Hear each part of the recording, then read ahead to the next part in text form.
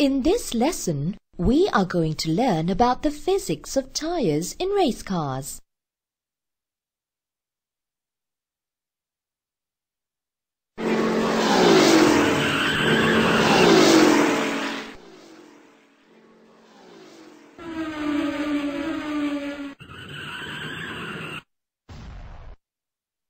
A modern Formula One car is a technical masterpiece. But considering the development effort invested in aerodynamics, composite construction, and engines, it is easy to forget that tires are still a race car's biggest performance boost. An average car with good tires can do well, even very well. But with bad tires, even the very best car does not stand a chance.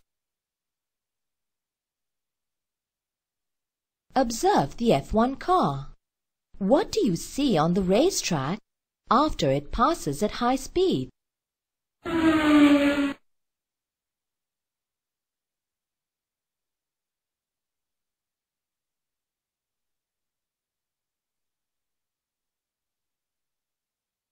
The racing tire is constructed from very soft rubber compounds. It offers the best possible grip against the texture of the racetrack, but wear down very quickly in the process. Carbon, sulfur, and oil are the main constituents that determine the actual softness of the tire rubber. The more oil in a tire, the softer it will be. The softness or hardness of rubber compounds vary for each race according to the known characteristics of the track. Can the team change the compounds of the tire in the middle of the race? No. 2 different compounds will be offered to each team at the start of the weekend, and once the team has chosen either the soft or hard compound, it is required to run those tires throughout the race. Are F1 tires inflated with air?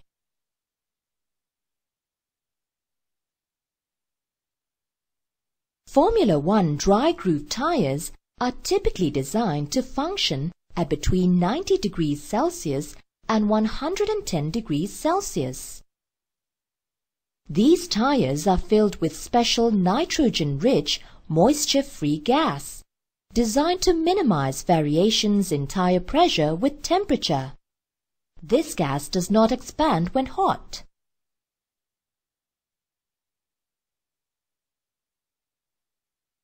Thread patterns. A Formula One tire is designed to last for, at most, 200 kilometers, and it is constructed to be as light and strong as possible. That means an underlying nylon and polyester structure in a complicated weave pattern designed to withstand far larger forces than road car tires.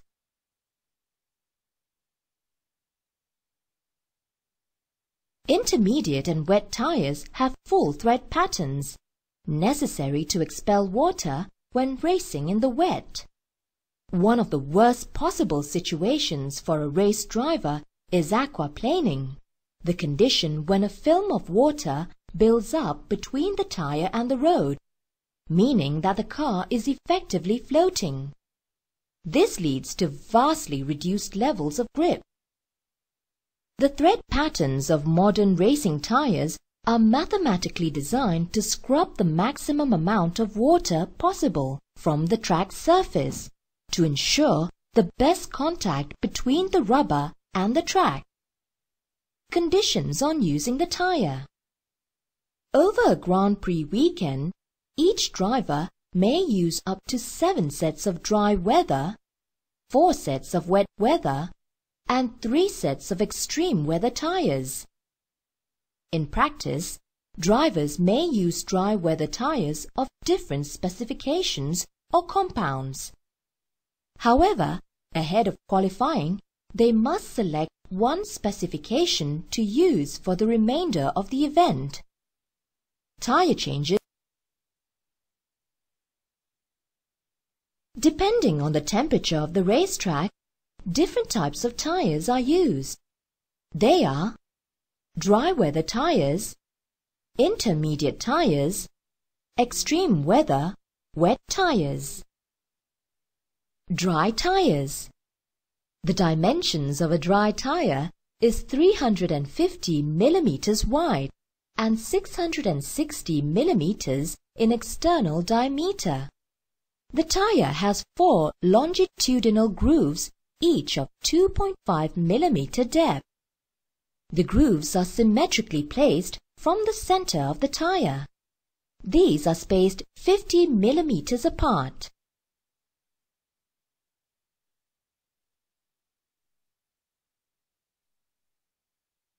Intermediate tires.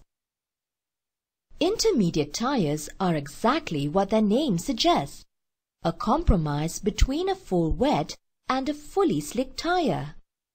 They have slightly shallower grooves that are cut in a different pattern and remove a fair amount of water from the racetrack surface while also providing once the track has dried. These are the tires that are used most often when weather conditions are bad. Only in absolutely torrential conditions where there is continuous rain are the fully wet tires needed. These types of tires are used in moderate rain conditions. It has uncertain gripping conditions. But this unstable gripping does not justify the use of wet tires, which are generally used in rain conditions. These types of tires on a drying track must disperse the film of water but also remain competitive on the dry without deteriorating too much. It is because of this reason discrete sculptures are used in the intermediate tires. Extreme weather wet tire. The presence of water on the track's surface changes the nature of interaction between tire and tarmac considerably.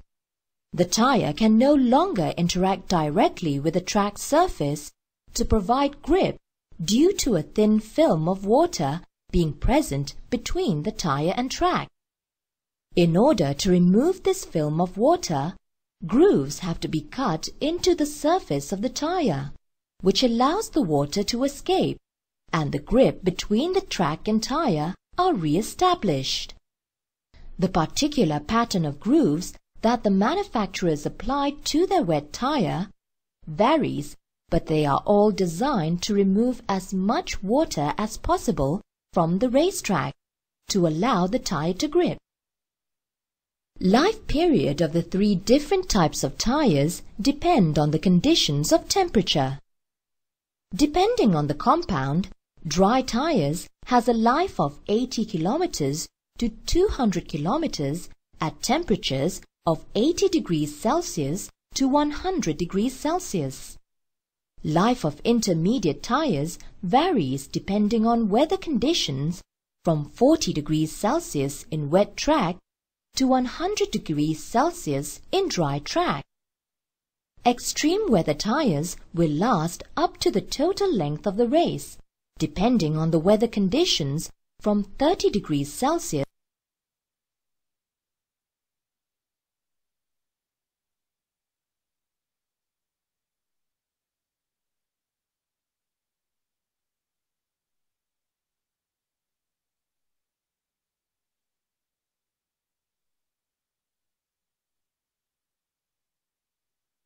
In F1 racing, selection of tires is important to ensure its suitability with the track and weather. There are 3 different types of tires: dry tires, intermediate tires, extreme weather wet tires.